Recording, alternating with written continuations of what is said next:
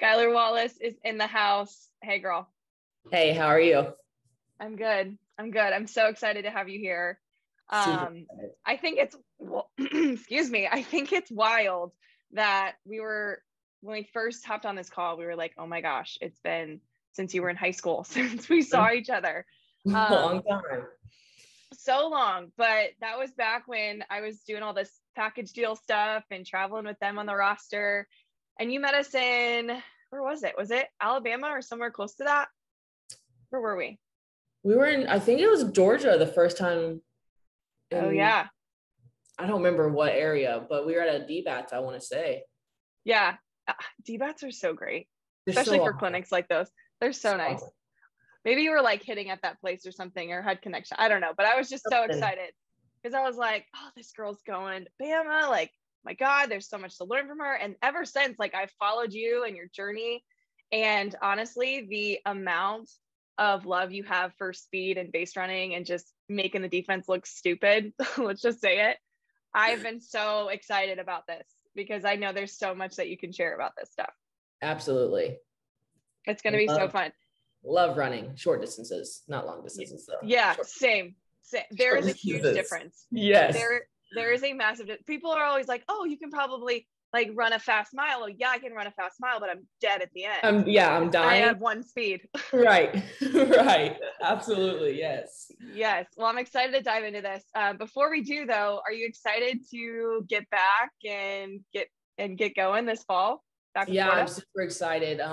We have some new girls coming in, so I just hung out with them, met a few of them, and I'm ready to get after it. I think the 2 months off I had was a clearing of the mind and thinking about how we did and what we could do better for this season. So here in Gainesville now and ready to get after it and just see where the season takes us and all the work that comes along with it.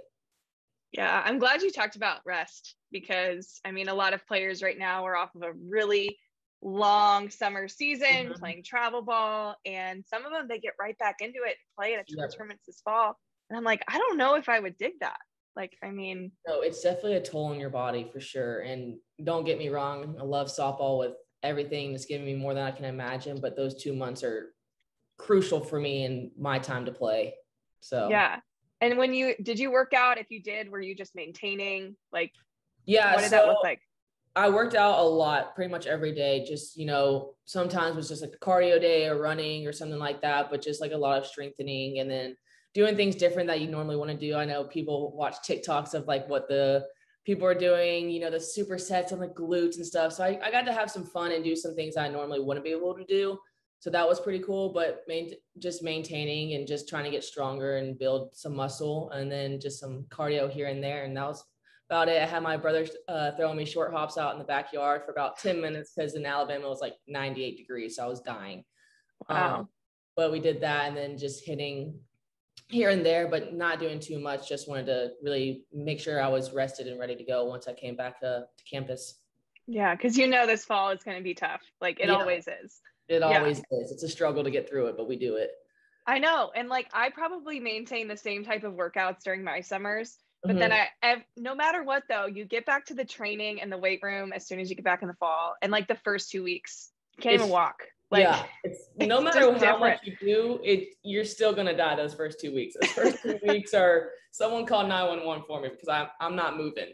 I'm not literally.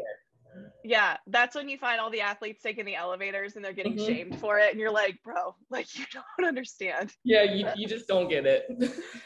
I love it. Well, before we dive into all the speed work and base running, the stuff that we both geek out about, share with us just a little bit of your journey through the game, like when you first fell in love with it and where it's led you. So I first fell in love. I was actually watching my aunt play and I was super little. I was probably about 4 or 5. And I was just throwing the ball at her games and really liked it. And just having the connection with my dad, something about the daddy-daughter bond that brought us together. So I played other sports, but softball was something I always continued to play. It was just something about it that I really, really enjoyed when I was little.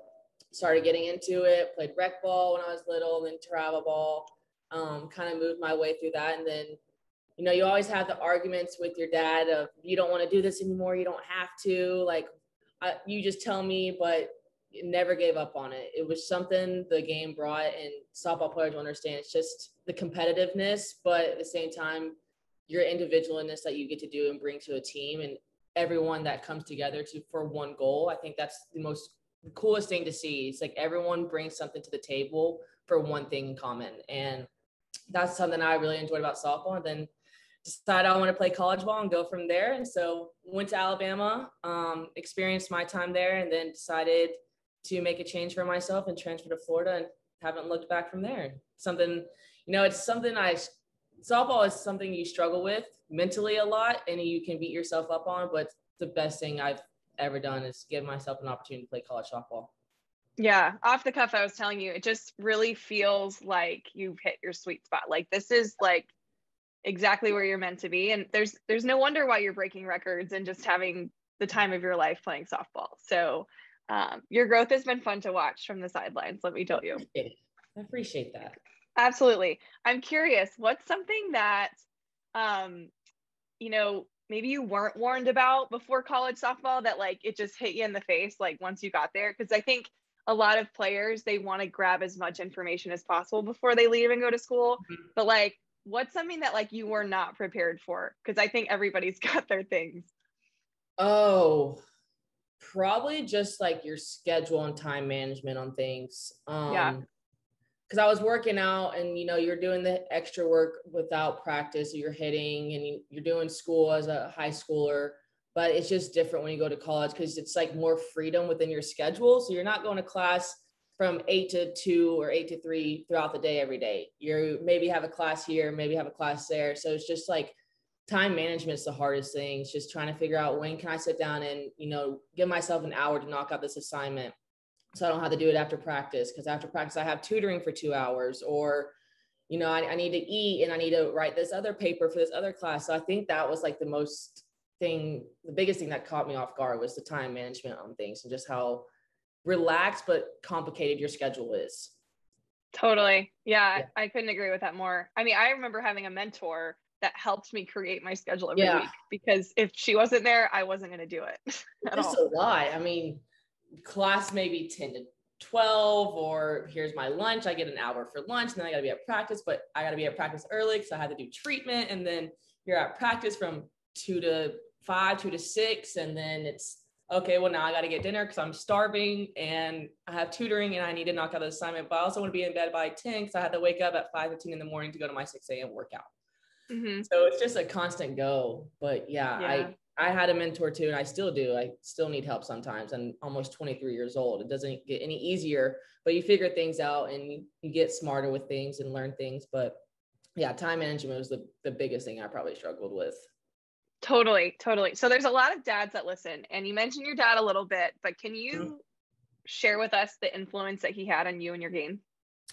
Yeah, my dad was my biggest supporter, but yet the hardest person on me. He held me to an expectation that I didn't even hold for myself. And I think that's why it makes it so close, but we're the same person. So we definitely had our moments that we butted heads, and there's many stories I can tell you about that one. But he just saw the greater good in me.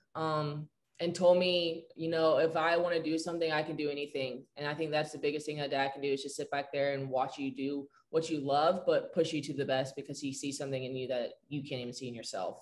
So he coached me for a little while, and then that kind of got outgrown as I got older. And, I thought he knew everything, and I thought I knew everything, and just didn't work out for that. But the best thing he did was let me play for Patrick Lewis and kind of learn under his wing, and be the leader that I was kind of meant to be in a way, and go from there. But he still tries to talk to me about hitting, even though I got a hitting coach, and he'll try to tell me little things. I'm just like, Dad, I get it. You've been telling me that since I was 10 years old.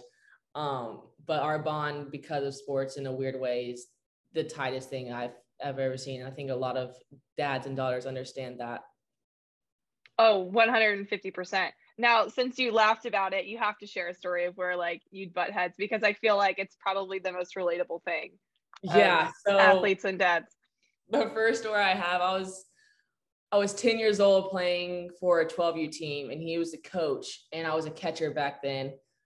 So we were doing catching drills, and the drill was where you had to put your hands behind your back. You didn't have a glove on, and you would chuck balls at you because you couldn't flinch, because a lot of us were flinching if the ball was bouncing or something. And of course, you know, I'm hard-headed. I was like, I don't flinch. Like, I don't need to do this. Like, I'm not scared of the ball.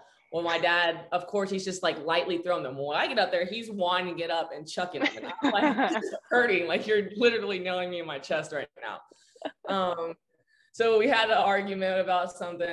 I don't even remember. I was probably being out of line a little bit, but he had everyone at the end of practice run poles. Well, of course, he told me to run an extra 5. Well, I didn't like that. And so I had to sit out there and run poles by myself and at a speed that he desired. So if I slowed down or anything, it was all hell's going to break loose. But after that, I had to do push-ups too. And I just remember saying, I don't understand why you make me do more things than everyone else or something. And I didn't understand then, but it was for the better. And he was holding me to a higher standard because he knew I could do more and wanted me to be the best I could be no matter what. But he also didn't want to be the coach that, you know, was daddy ball. So he always made me do extra things to show to other people that, you know, this may be my daughter, but I know she's not the best on the team and she will never be the best and just the princess of it all. So she's going to work for what she wants. And if she wants to play, then she'll figure it out and she'll find a way on the field. So that's the first story, but there's a lot more. I love that story. It's such a good one. It reminds me of when my dad used to just like, it would be after practice and let's say I didn't do well on the backhand. Mm-hmm. My dad would just like hammer balls to me at shortstop. Just like I feel what was probably only 10 minutes felt like 2 hours. And it was the scariest moment of my life. Mm-hmm. But it's just those little moments that you realize that your toughness is tested. Right. And obviously I'm sure our dads maybe regretted some of that later. Yeah, a little bit maybe. Yeah. Well, I interviewed my dad on the podcast and he was kind of sharing some of that stuff. Like, because I would share horror stories. I'm like, Dad, do you remember when you did this? And he's just like, well, no. And I'm like, well, now you remember. Now you do. I remember. I was kind of scarred. But the amount of love and passion that they have for you and your dreams it's just like one of those that that's why they're hard on you. Absolutely. You know, and I wish more kids knew that, especially because like I was 25 when I realized this stuff. And you're 23, not far off from that. So it's interesting how the older you get, the more you realize like how much they do love you. When you're younger, because you're just like, oh, my dad's, he's so mean. Why does he do this? But as you get older, you see like why he did it and you understand. You're just like, thank you. Because I don't know if I would be where I'm at without you. Yeah, 100%. Oh, I love that. Now let's talk about speed. Where did your love for just being an athlete and developing speed and whatever aspect of base running you love, like where did this start? Probably when I was about first grade, so 7, 8-ish. Wow. And I was playing baseball in Arab, Alabama with all these little boys, and I was just smoking them in races. And it was the best thing ever because they loved to talk crap and thought I couldn't do anything they could do because I was a girl. But I was like, oh yeah, you want to talk? So let's go run because I'm about to kick your butt. And we would race and they would get embarrassed every single time. And then just getting older, I mean, I had to give some credit to my mom because I know she's the speed of the family. She ran track in college at Auburn. But yeah, just growing it, I love to be fast. I think it's really cool to, you know, trigger your hips and your legs in a way that most people can't. So just really growing up, being fast, I guess, one, and then just building off it and being explosive got me into being base running and just taking advantage of defense. I mean, why not steal an extra base and do a cool slide or something? It's pretty sick. Yes. So your speed, it started at a very, very young age and you just love to race people. I love that. Now, who taught you how to run? Because you and I both know, like, you can be fast, but then you can be faster by having better mechanics. So who taught you how to run? Was it your mom? Was it someone else? Yeah, I had a trainer when I was younger. His name was Joe. And that's when I kind of realized, like, started getting into working out, not too early, but like started working out, doing little things here and there. obviously I learned how to do the base running and the bare minimum when I was little, and, you know, just running races and 5Ks and stuff like that when I was younger. And then you have all the little school events that you do and you would run, you know, but that's what kind of the first part, and learning that, and then really got into the training for sports specific things and did like sled work and like leg drives on the wall and just things like that, that really built my speed and my explosiveness to grow from there and start learning how to properly do that. And then I ran track my junior year in high school, maybe sophomore year, sophomore or junior year, one of the two, been a while, but did that and really learned about the footpath and how to like keep it going and moving. So one thing that was super hard, and a lot of softball players I highly recommend just to go onto a track and try to figure it out, is A skips, B skips, and C skips. It's still one of the most complicated things I feel like to learn, but once you do it, it gets your legs in motion and stride that will allow you to pick up your speed and move your legs as fast as your body will allow you to do it. But it's confusing at first because you had to keep one leg moving and then the other one's just straight. So you're like, what is this? But it's pretty cool. And that's kind of the start of probably learning how to run, and then stride and explosiveness and all of that from there. I'm glad you said that, because it is mentally challenging. Like trying to figure out the exact step. Because I remember the first time I learned A skips, I just could not get it down. It took me like a month, and I'm like to perfect it. But it was one of those where I'd leave a session and I'd be like, I need to figure this out. Like it's like, it almost pisses you off because you're like, how do you do this? I would be on that trying to figure it out, and just I know I look like an idiot out there. I know my neighbor was watching, like, what is she doing? But finally I figured it out. But you're like, I need to know how to do that. I want to know. Yeah.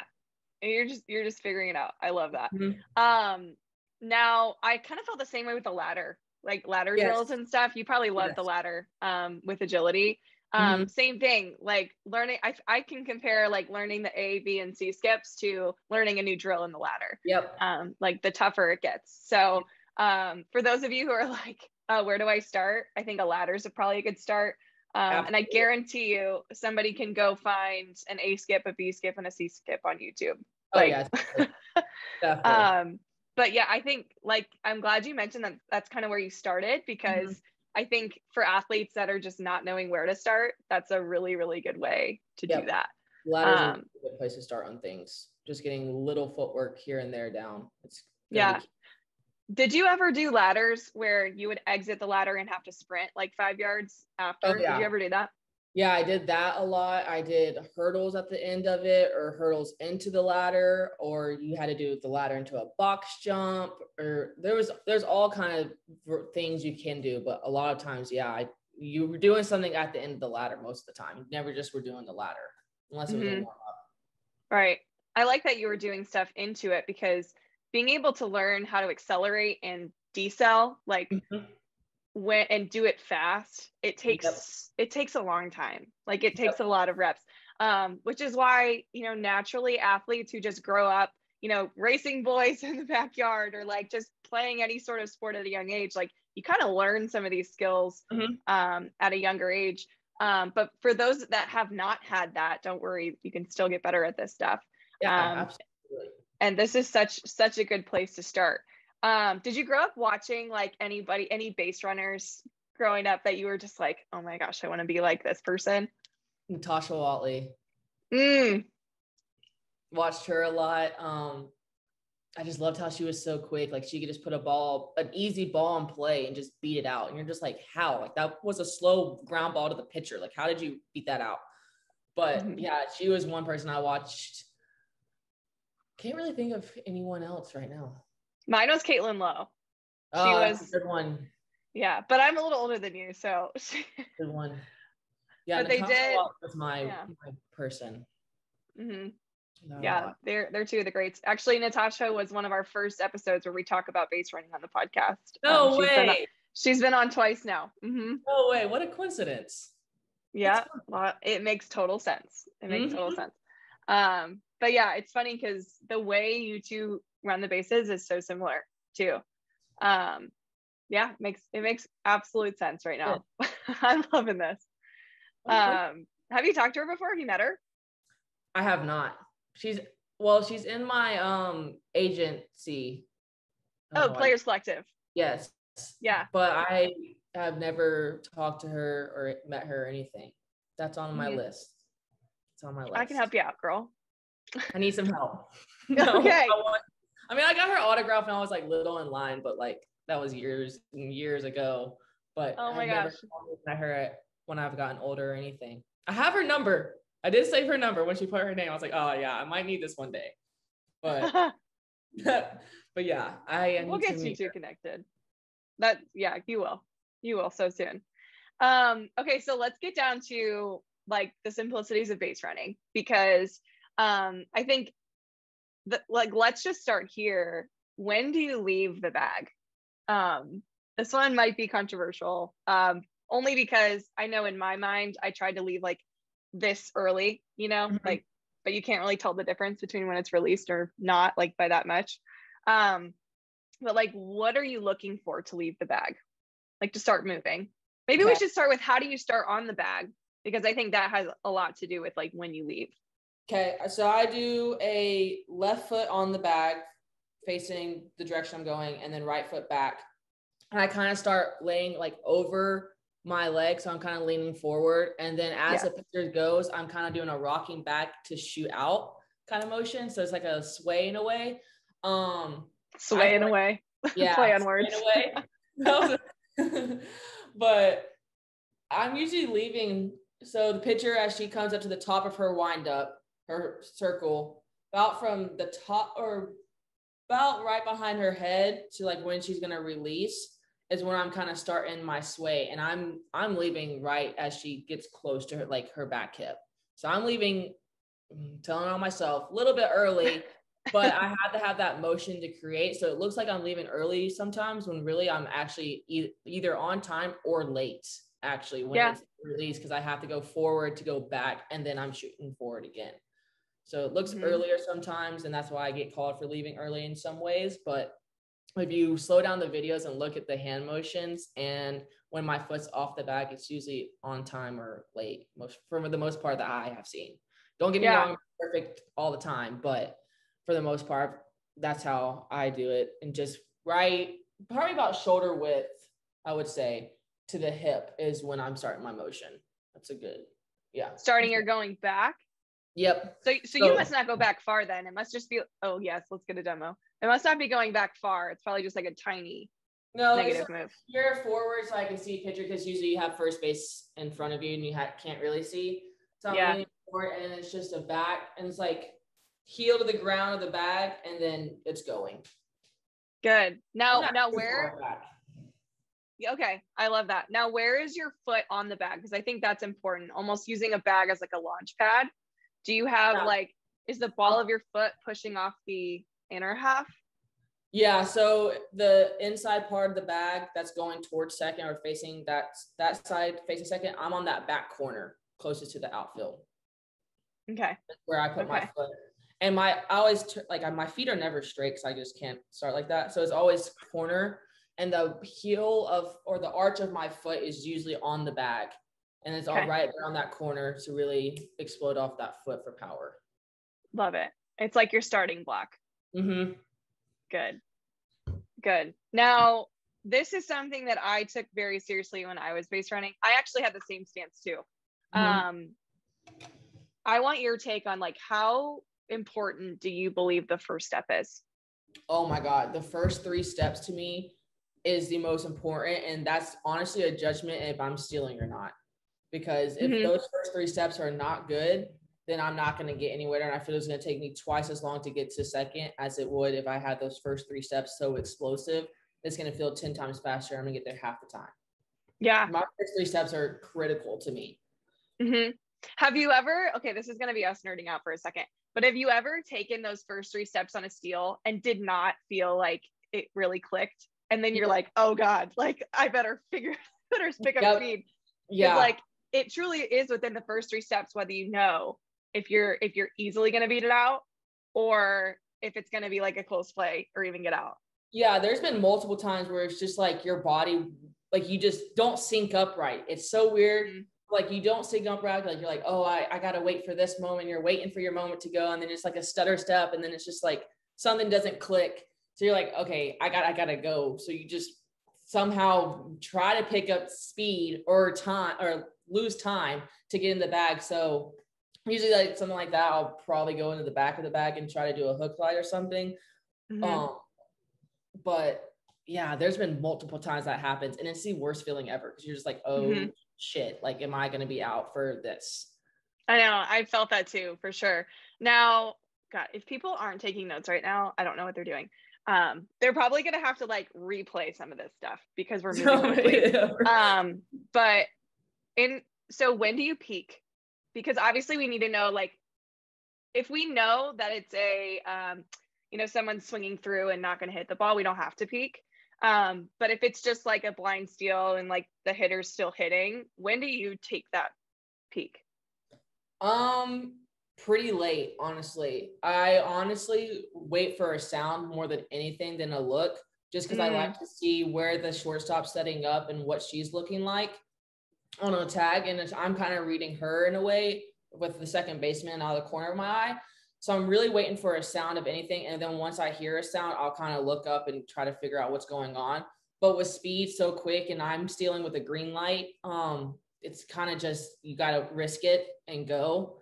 Because if I'm stealing and she decides to hit a line drive or a pop-up, then you just put the brakes on and try to do what you can to get back or read the situation there. But sometimes you win, sometimes you lose, just part of the game. But yeah, I don't look till like super late or until I hear a sound. Yeah. I'm glad you mentioned that because I hate this with a fiery passion when a coach gets upset with a player who is taking a full steal and is like more than halfway and the ball is hit. And or at least halfway. I don't know how far you can get. But like when it's like the hardest line drive ever and it's an easy out, like I hate when coaches get mad about that. I've never seen like a college coach get mad about this, but I have seen travel ball and younger coaches like understand that your player was trying to steal. Like it's a risk. Right. You have to risk it sometimes. She's trying to put herself in a scoring position. So if that person hit the line drive one pitch later, she could be scoring. But yeah, it's frustrating because it's just, there's nothing you can do sometimes. Like as fast as you are and as fast as you can put on the brakes, like you're not getting back. Like, especially in a college level, I would say they're going to catch the ball and make a throw easily. And there's just nothing you can do at that point. Like it's, okay, that's unfortunate because if I would have went one pitch later, she would have hit that pitch one pitch later, like it would have been a different outcome. But sometimes it happens like that. And it's just nothing you can do. Literally. So when you're leading off, do you still focus on a powerful first step? Yes. Or does that not matter as much? Okay. Yes. Why? Always focus on powerful first step, no matter what, no matter where I'm at, no matter where I'm hitting, what base I'm at, nothing. I was the same way. And I think a lot of people, well, one, it was always fun when I was younger when they're like ceiling. And you're like, I'm not going anywhere. Love when they do that. I love it when you're like so powerful off the first 3 steps and they're like going and I just stop and I'm like, like gotcha. It's the funniest thing. It's my favorite too.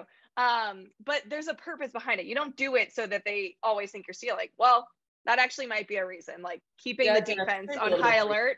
Yeah, we want to add a little stress. But I think the most important part of that first step being so aggressive is that if the pitcher like wails it and you have a good first step where you're off like 1 or 2 steps already, if you have that quick reaction, which takes time to create for you, but if you have a quick reaction, you can take that bag. Yeah, easily. And this is where I'm sure you feel the same way. It's like when you're on second base and you take that powerful first step and you see that ball going down, it's like into the ground. What do you do? I'm going to third and I'm trying to get to home as quick as possible. Yeah. So that's when the hitter hits it. Yes, absolutely. If you see that happening. I was thinking more. Yes. Oh, I'm when the pitcher not even stopping my stride and just sliding into third base. Trying to take that extra bag. If I see the ball going down, then or at least rounding it for maybe a ball to the backstop or something. But I'm trying to get to that bag if I see the ball going down 100%. Taking it off. And with a good first step, it's not even a question that you're going to be safe. But if you have a crappy first step, allows you to be a quicker reaction because your hips are staying in motion and you're being explosive through your hips and your legs to be able to react quicker than if you're just like lackadaisical or, you know, doing something or just being like I don't want to say half-assing, but in a way, you're just not taking it that seriously. You're just setting yourself up for a failure on that part because you're not being explosive and you're not going to be able to react as quick and get yourself in a better position for scoring, honestly. Yeah. And there's something so powerful in you take your aggressive 1 or 2 steps just on a lead. But like, I hate when players, they're at this like hard stop because you literally just made it so much harder to react. Now you're on your heels for a second to stop. But what I noticed you do really, really well is that like your lead is like, it's like a rolling lead. It's like you're ready for something to happen. And if it doesn't, you go back. I think one thing that I learned a couple years ago and Coach Walton's really, really big on, especially with leads and stuff. And no matter what kind of speed you have, if you're quicker, you're not, no matter what, I think you should always kick your hips forward.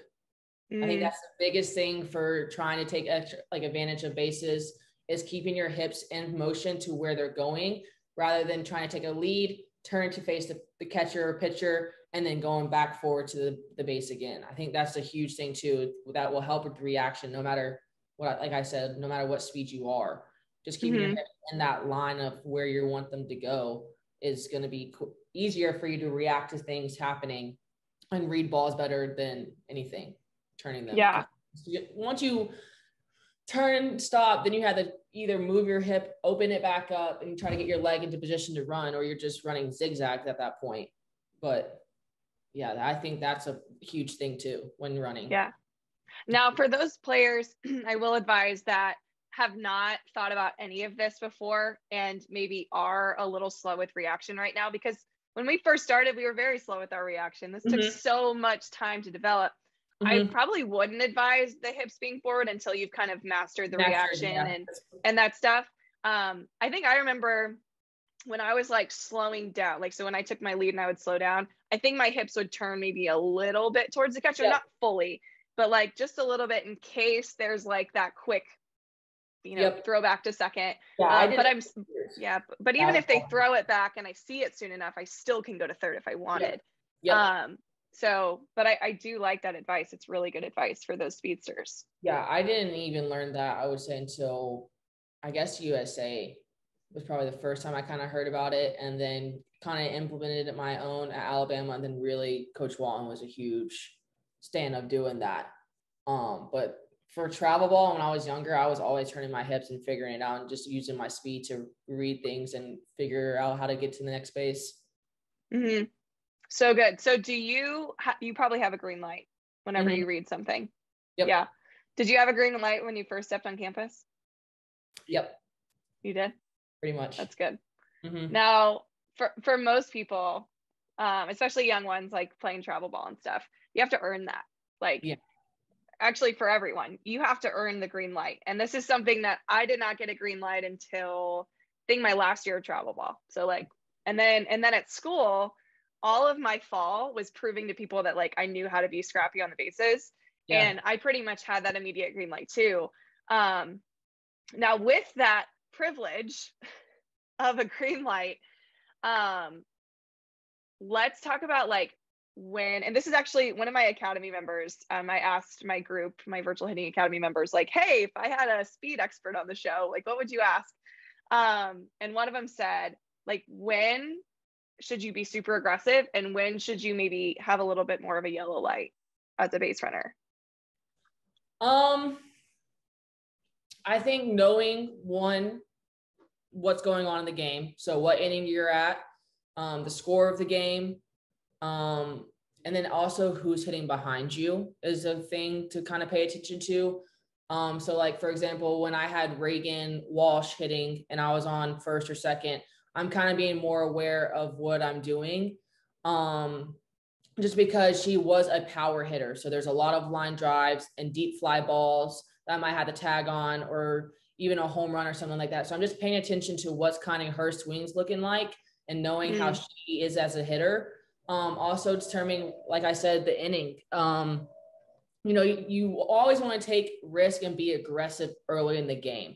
But when the game's on the line and, you know, you're down by a run in the bottom of the 7th, being aggressive probably isn't the smartest thing, just because you have to have a hit come through to score you anyway. So why even risk trying to get out, or they make a crazy play or something, or their umpire calls you for leaving early when you could, like, you had to have a hit to score you anyways.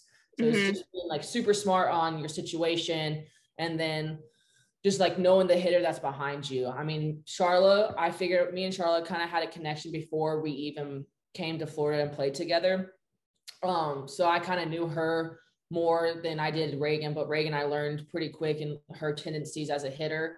But like Charlotte also knew me as a runner. So just having her know me as well, knowing like, okay, you know, Skylar likes to leave in these counts, or when things like this or situations are like this, she's going to take an extra base or something. So she knew me just as much as I knew her, which allowed us to be a good pair together and take those back. But I think the first thing is really just knowing the situation of the game, where you're at in the game, the outs, the scores, just little things like that is when that's going to tell you a lot of when to be aggressive and maybe when to hold the brakes on being aggressive.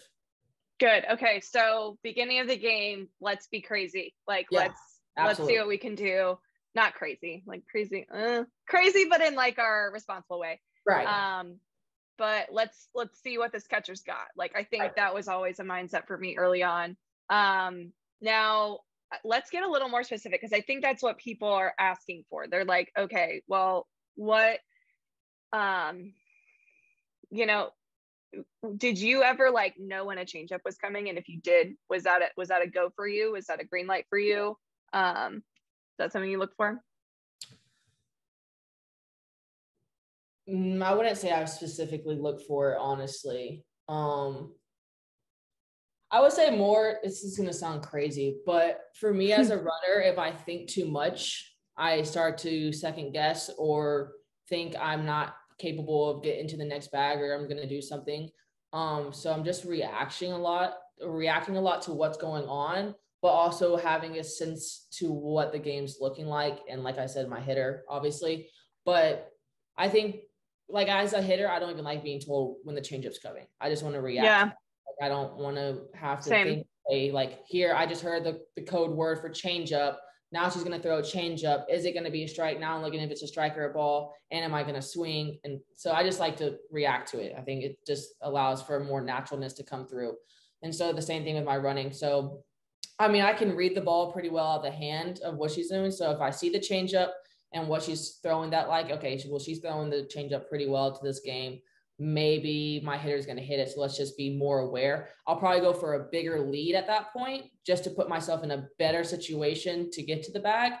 But I'm not really looking or getting told or looking for specific things. It's just kind of letting the game tell me what to do in a way. Oh, can we put that on a t-shirt? Let's let the game tell me what to do. Yeah, that was good. That was good. I love how that is true. I'm just letting it tell me what to do. You're so right. That's what I think base running should be. It shouldn't be, and that's what hitting should be. That's what pitching should be. None of it should be,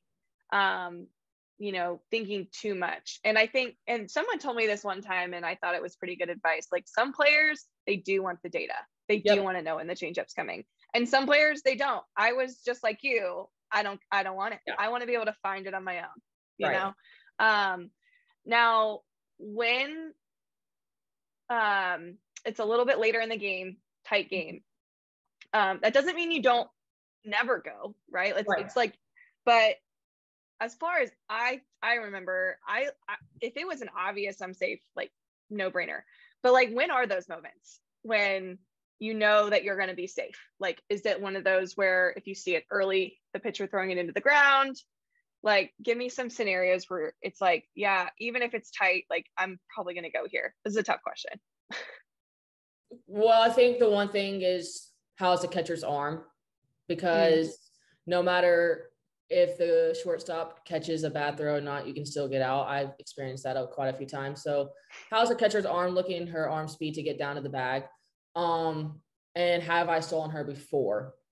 I think I base a lot of that, because if I've gotten to the bag safely in a good amount of time before in the game, then I'm easily taking the bag again, because I'm going to push you to do better and see if you can actually get me out.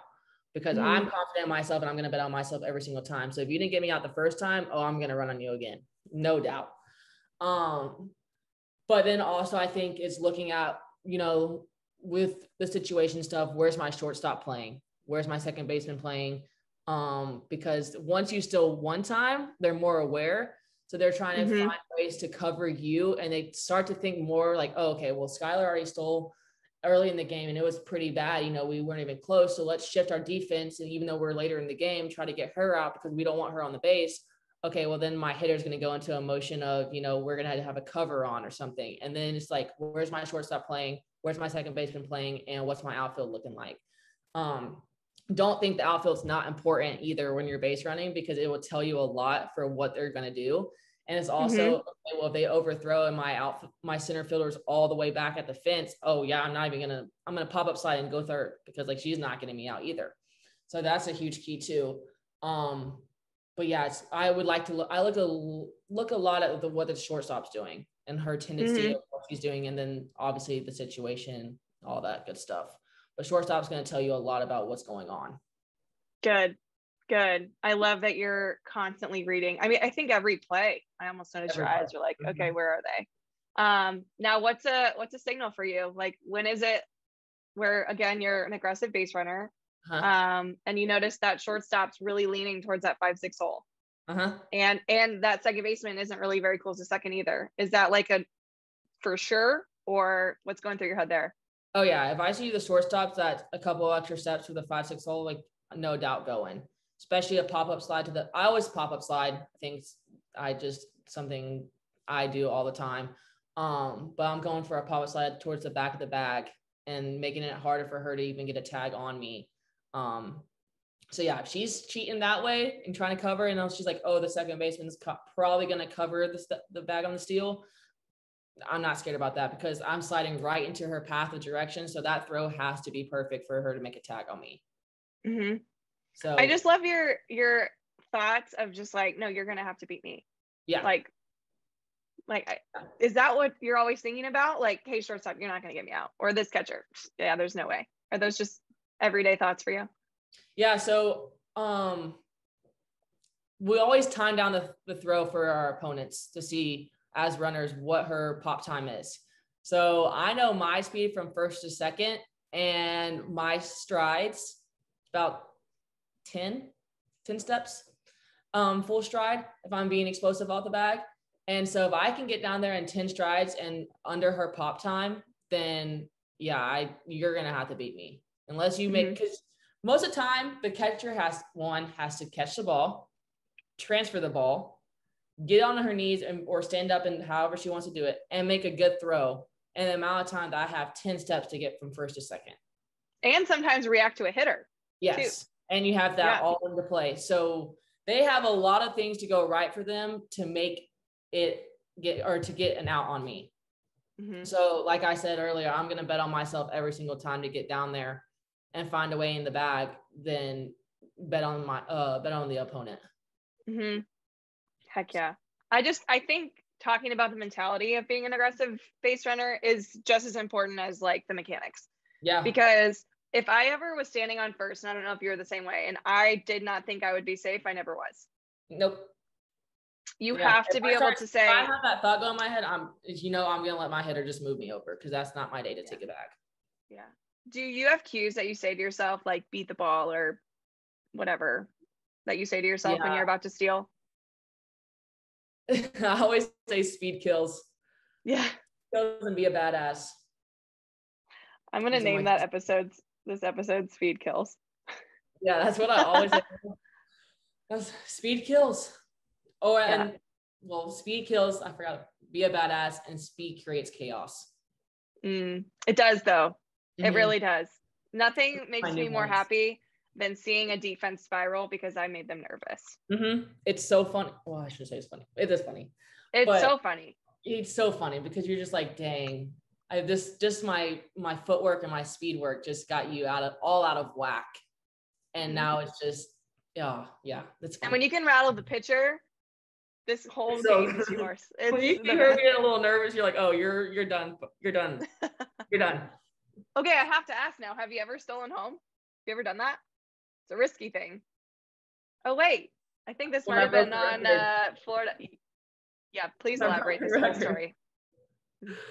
Oh, that's a moment. So we're playing USF. It was a 1-run ball game, or a no-run ball game. We're 0-0. And I got on first base. Honestly, I don't remember how I got on. Maybe a walk. I'm not sure. But I got on first base, and obviously we played them a couple of times. And with it being a 0-0 ball game, we need someone to get into scoring position. We obviously haven't been hitting the best. You know, Georgina was pitching a really good game. So in that moment right there, you need someone in scoring position because you're not really getting hit. So one hit to the outfield, you need that runner to be able to go and get home. So with my speed, you know, now's the time I'm taking advantage of, you know, the situation and taking a bag. So I think it was the second pitch. I got a really good lead the first time, so I'm feeling good. And I just was like, you know what, taking the bag. Here's this next pitch I'm going no matter what happens, because we had to do something. And so went into second, slid into second. The shortstop missed the throw. It wasn't the best throw. And I pop-up slide and read it and just went to third. And the whole time I'm looking, like okay, this is going to be weird, but once you figure out like your strides and how you are as a runner, you're going to have a feel for the game and how balls work and like how they're going off, like a missed throw or like a throw to the outfield or a cut or something off the glove or a bounce, or if it hits you, like you're going to be able to read that and feel what's going on. So when it went off the glove and into the outfield, I kind of read, I'm already going to 3, but I'm going to round pretty hard to go to 4 to make her make a throw. Mm-hmm. And so I was kind of feeling that. And so when I went to do that, I popped a slide, went to third. Coach Walton's just waving his arms to go. So at this point, I'm full speed running. So like there's no stopping at all. And so I just kind of rounded third and just went for it as powerful as I can. I think the explosiveness off the bag, and like using that bag as a point to like push myself off was a huge key into just making a slide into home and being safe. That's like the key difference, because the girl made a really, really great throw home. And if it was 1 second later, I was out. Mm-hmm. So yeah, that was a lot of fun. And then I remember getting up and being like, oh, wow. That was a lot of running for Skylar. Wow. Like I was like laughing. All my teammates are going crazy because they knew what just had happened. It didn't even click with me until I got into the dugout. But I was just like, wow, I need some water because I am out of breath. That was a lot. First to home, and amount of probably, I don't even know, 15 seconds. That was such a cool moment. Like I'm getting goosebumps because I'm playing the replay in my head now because I remember going nuts when I saw this. For those that are like, what play is this? Like, I'm going to go through the archives and find this for you so you can see it. But it was literally like a movie. Yeah, it was a lot of fun. And for anyone who doubted me on not touching third, I touched third. So if you're here and you're like, well, you didn't touch third, just know I did touch third. I did. You did. Yeah. That's amazing. Controversy there, but I liked how you mentioned knowing your stride, mm-hmm. because if you don't know yourself as a base runner, you can't make these risks. You can't take these risks because you don't know if you can make them. But did you find yourself growing up in travel ball, like figuring out what you could do, like getting out a lot so that you can see, okay, maybe I shouldn't go on this play? Like, what did your travel ball days look like to get you here? So yeah, I mean, you have to take risks to learn things. Like you always learn through failure, right? So, just taking advantage of situations in travel ball and just watching the game will tell you a lot. I mean, there was multiple times that my dad would want to leave the field and I'm like, no, I'm just going to watch this for a minute. Wasn't all the time because it was hot and I was exhausted, but you're just watching the other team and how they're doing things and what they're teaching their players. And then we always use the rule of at you or behind you at second base. If the ball is at you, then you need to go, or maybe freeze, or if it's in front of you, you need to freeze and watch. And then behind you, obviously you need to go and take third on ground balls or stuff like that. But just like little things that you would see other teams do and what your coach was telling you. And then just the best way to learn is through failure, like I said. So you have to take risk in order to learn things. So just figuring out what I can and cannot do as a runner helped me a lot to be the runner I am now in college.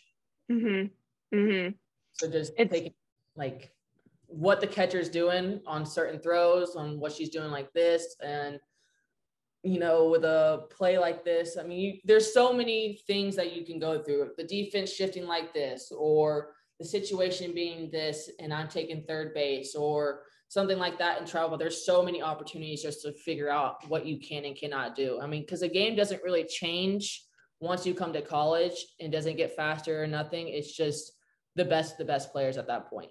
So it's just all high level players. They're all the same, but you see people that you play travel ball against, so and it kind of gives advantage to like, oh yeah, in travel ball, I did that to you and I've gotten 10 times faster. Like I'm doing it again.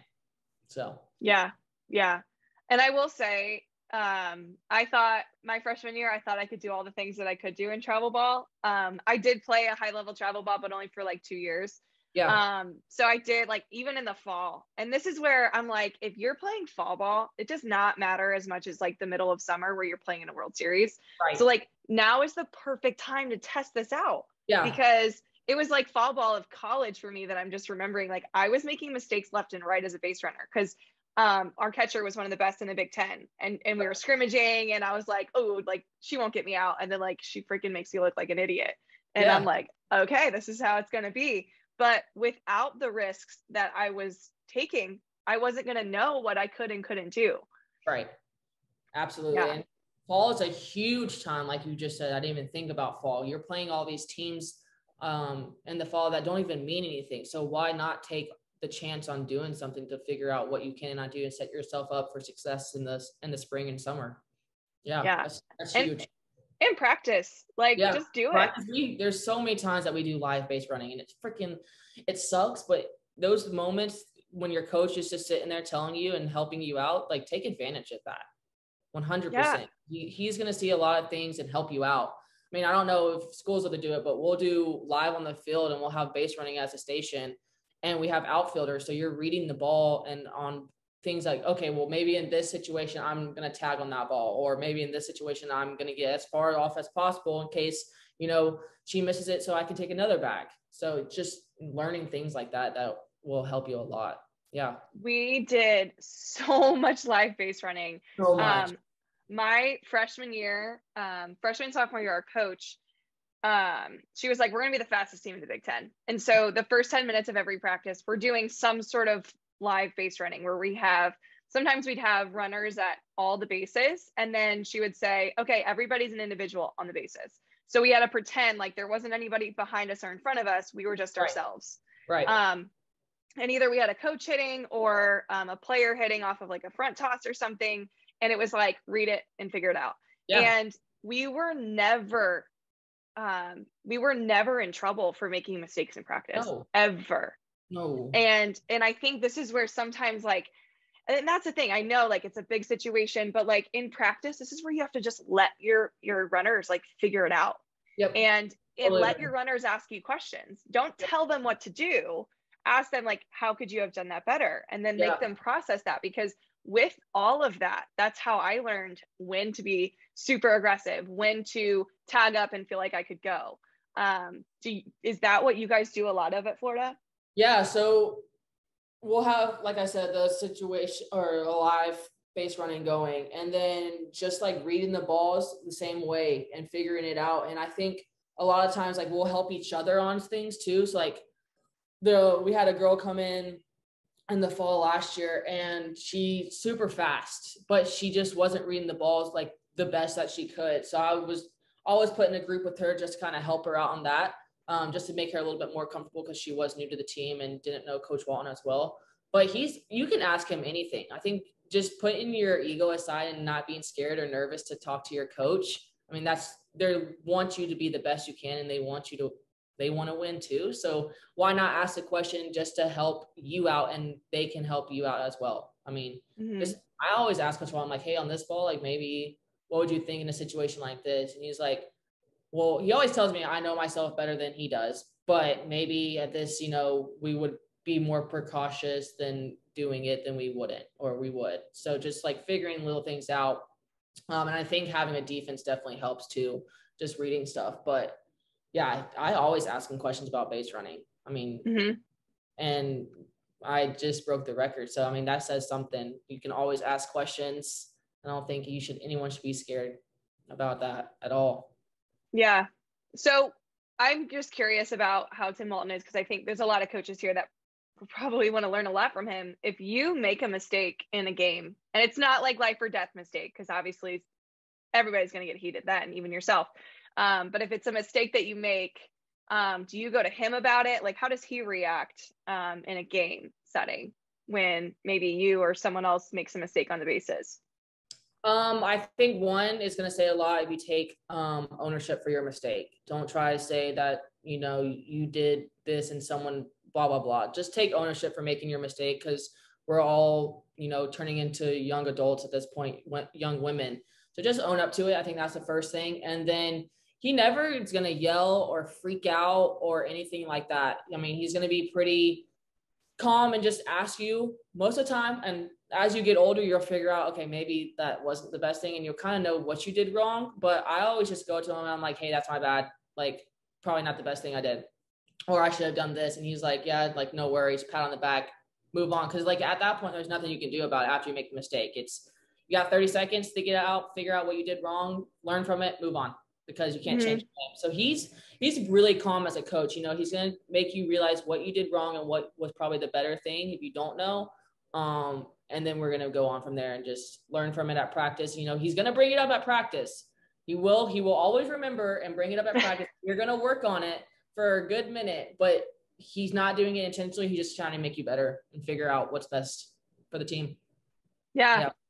And I think what's cool about that is if he's going to yell at you and freak out on you, you're going to want to like take a step back and not be as aggressive anymore. Yeah. And that's where I think I've seen it go the wrong way, but I'm glad that this is an experience that like a lot can learn from. It's like your player is only going to be as aggressive as you let them. And if you're just getting the pat on the back, like, hey, we learned our lesson, like you're a gamer. You don't like to make the same mistakes twice. So just trust that that's not going to happen. Yeah. I mean, there was an interview and they were talking about my speed with Coach Wallen, asking him questions. And he admitted that I had the green light, but there's also going to be times that you're going to be like, what the heck is Skylar doing? Why did she do that? But at the same time, she's going to win ball games. It's basically what he said. And that's true, because like, I'm not going to be perfect all the time. There's going to be mistakes made and I'm going to figure that out along the way. But him giving me the chance and opportunity to do that is going to allow me to grow as a player. And I think him, creating that space of, we are not scared to fail. We're not going to judge you for failing. Is huge. And that allows me to be the best athlete I can be and create chaos on the bag and as an athlete or as a player. I think that's so good. Yeah. I think you have to give your players a chance to mess up, because it's going to give you more chances of success in the long run. Amen to that. I can't let you leave today without talking about sliding. Okay. Oh, okay. God. This is one of those where it's like, it's so instinctual. Like, it's hard to describe. Like when people are like, when should you hook slide? When should you not? I'm like, it depends on like 45 million factors, actually. Yeah. It's about reading what's in front of you, I think, mostly. Yep. Now, let's just like start with this. You're stealing second. The player caught the ball and like you're within, how do we say it? Like, this is like even hard for me to like. Yeah, it's so hard. Sliding is like the hardest thing. So when do you have to hook slide in your mind? When are you hook sliding on a steal?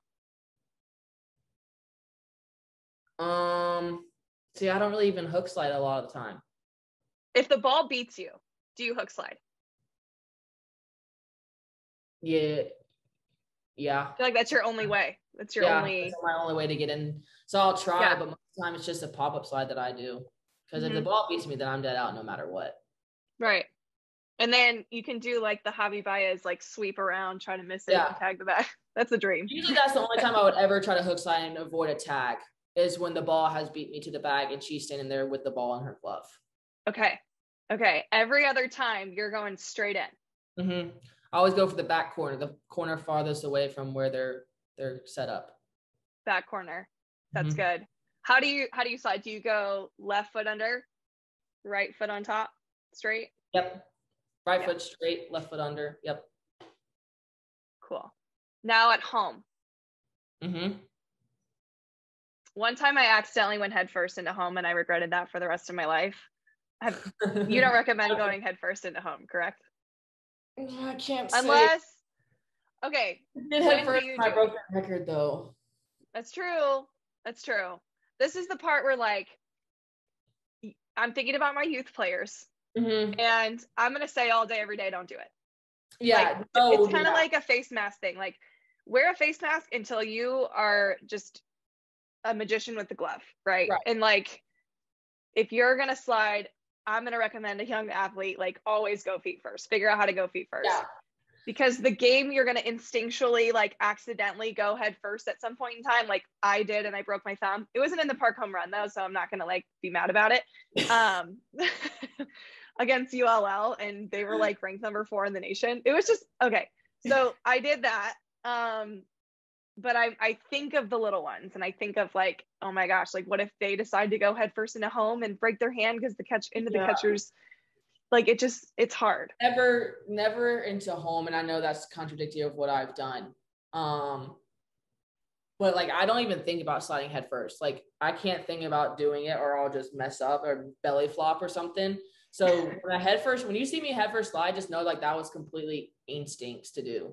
Like my body just hurled itself to the ground basically, because I did not think about that. But yeah, I would never go feet first or head first into home. It's always feet first as a little girl. Absolutely. So you're 100% confident in your sliding, and you're older, you're matured with the game, and you've learned things, and maybe at that point, kind of do what you want. But even I don't even like sliding head first into home still. The one time I did, yeah. I'm glad we made that clear. I don't know what happened, honestly. I can't tell you what happens when I slide head first. It just, my body does something. I don't know. Yeah. You wear a mitten, right? Yes, I do. On my left hand. On left hand? Is that just so you don't get stepped on your approach? Yeah. My sister wore a mitten too. For those of you who don't know what mittens are, like, go watch Skylar run the bases and you'll see she's wearing like this oven. It's like an oven mitt. I honestly would wear one on both hands if I could. Yeah. Some people, so my sister wore it because she had broken that hand before. So it's one of those. But have you injured your hand, or is that just something you like the mitten because you want to keep your hand intact and not get stepped on? I've broken 3 of my fingers from sliding head first, actually. Wow. Okay. Yeah.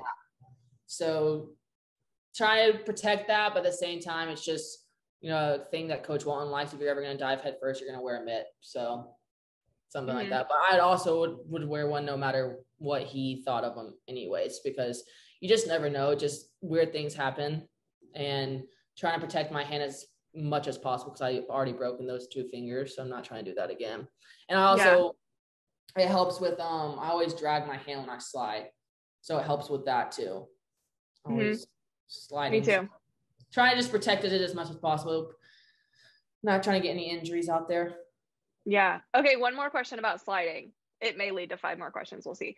Going into home, what are you looking for? What reads can you think of at the top of your head that you're like, I will do this when I see this? I know it's hard because you have to kind of like put yourself into the games you played last year to kind of give some insight. I almost always hook slid into home. Yeah. If the catcher was receiving in front. Yeah. I guess, the main thing I'm really looking at is the catcher and what her body language, not just her setup, but her body language is saying. And then kind of, I guess, her feet is a huge thing. She's going to tell you when the ball's coming, and if you need to get in there, a hook slide or something quick, and avoid attack. Her feet are going to tell you a lot. So I think her feet and her body language is what I'm looking for the most. Okay. Can you give examples of that? Like if her feet are turning. If her chest and she's facing out to the field and she's just kind of like standing there, with her shoulders like down, drooping, like obviously there's not going to be a play. So maybe you can go for standing up. that reminds me.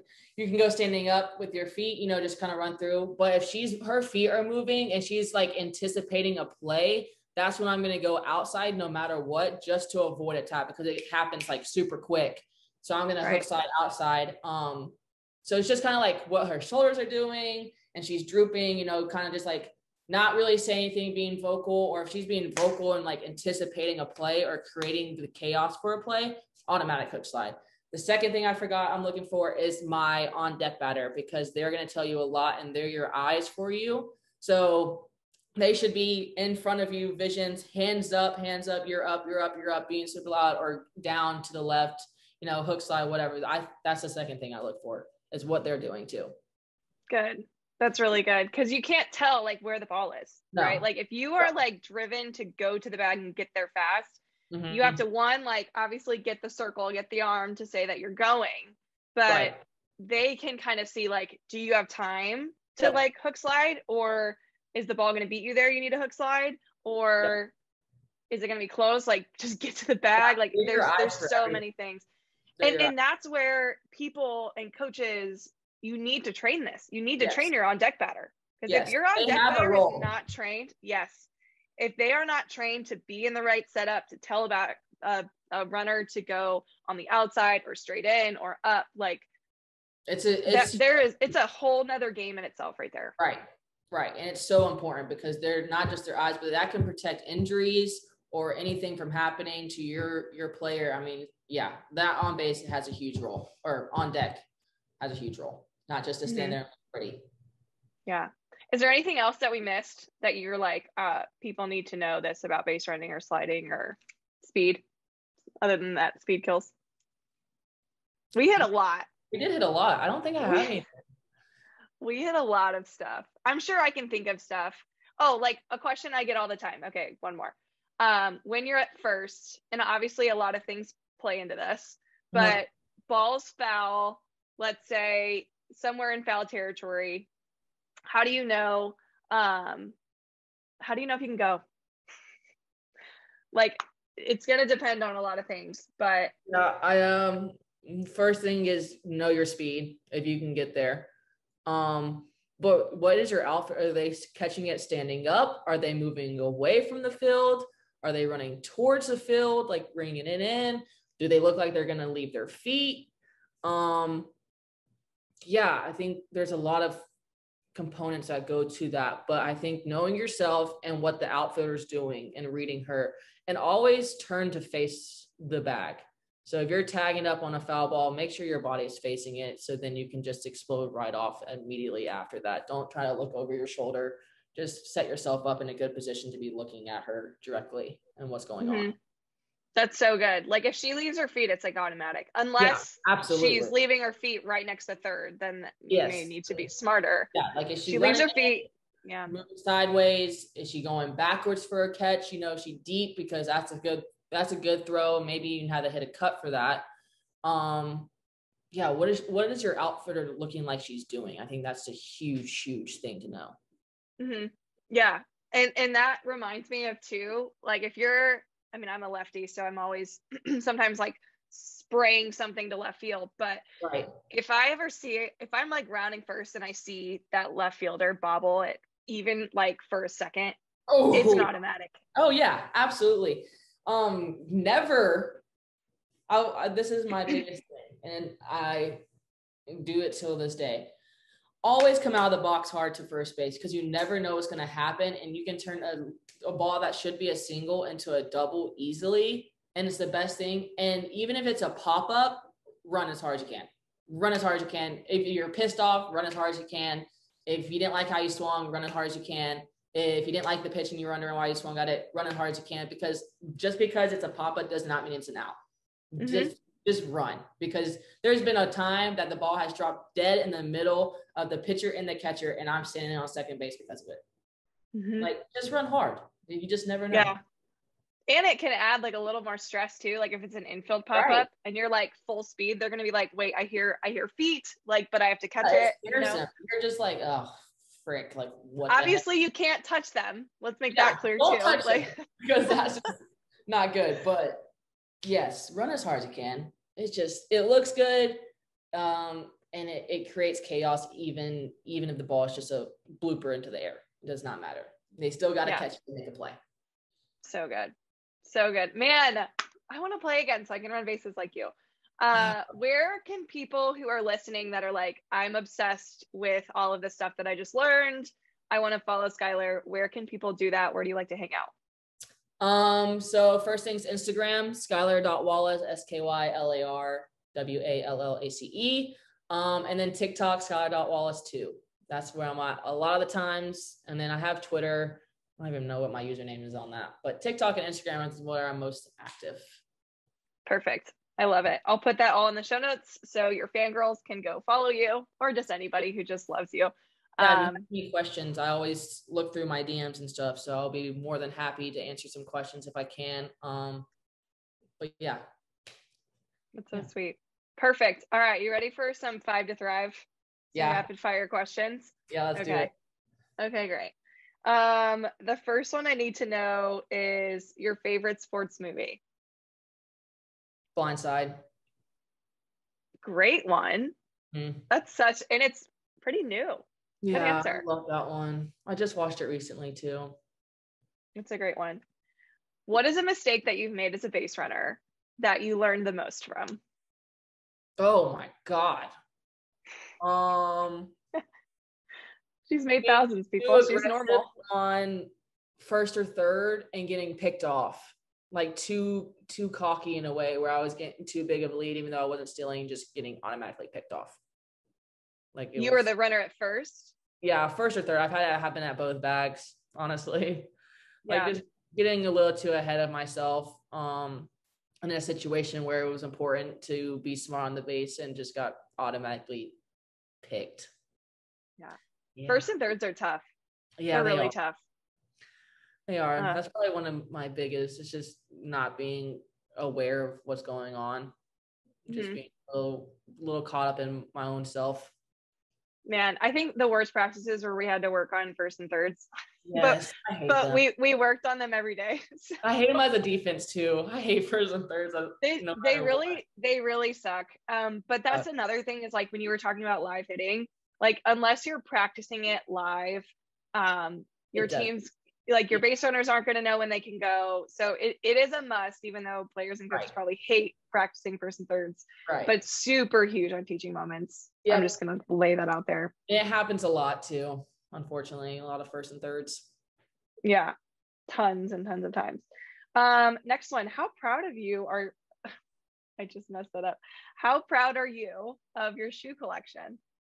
Oh, I'm a little proud. I'm not too proud because I want it to be bigger. And then there's always room for more. I have some confidence in my shoe game. I think it's ironic that you're super speedy and you take your shoes seriously as well. Oh yeah. I mean, do you have a favorite shoe right now? It's always going to be my Jordan University Blues, Jordan 4s. Those are my favorite. I know nothing about shoes, so I'm gonna have to look up what that is. You want me to show you? I mean, if it's close by, of course. Yeah, hold on 2 seconds. Anybody that watches this on YouTube is getting a show today.